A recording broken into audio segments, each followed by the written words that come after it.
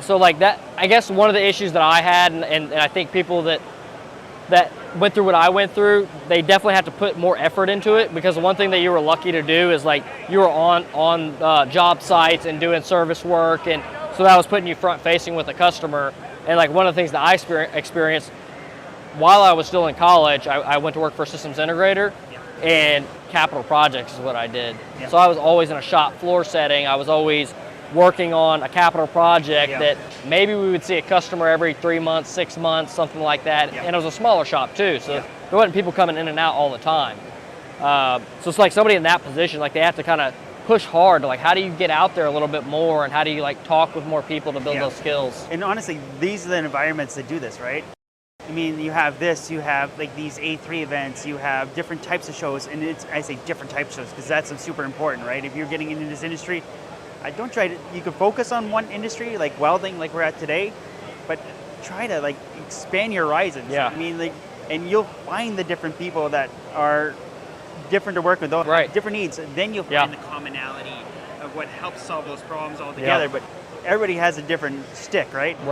That's what I love about this industry in general. Like I said, one day I can be automotive, right? I can have a tier 1 customer. The second day, I'm dealing with medical.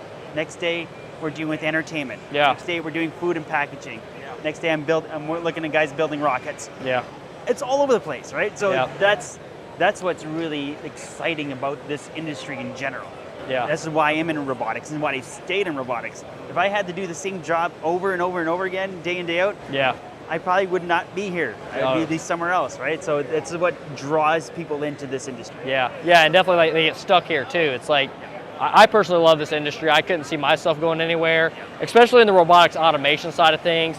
Manufacturing, I think, is still great, especially if they have a lot of cool things like robotics, then it's a great career path. But I'm extra bullish on automation just because like things are exciting, they're new. There's always some new technology. There's always some new application. There's always something new in your hands and that you get to work with daily. And you can't do it, and the big thing is you can't do it by yourself.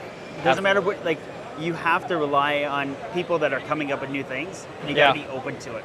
I mean, like, us as a robotic company here at Kuka is that we can come out with robots, positioners, technology, software, but there's always someone creating a new product or a new piece of software that helping solve an extra problem that we can't solve. So you have to embrace not only the integration partners that are helping doing the turnkey solutions, but you have to embrace those technology companies that are pushing the limits of like complementing like companies like us, right? So absolutely. Like maybe like something like Path, right? Path Robotics, they're doing, they're autonomous welding, right? There's the new technologies coming out in the market that, who knows, maybe at some point in time we don't have to program a weld path. It's already in the mechanical engineering. Everything when it comes to vision, recognition of the part, CAD to path, there's a lot of things that are pushing the boundaries of robotics, and it will push the boundaries every level. It doesn't matter if it's package palletizing or if it's welding. It's all coming, and it's exciting. Absolutely.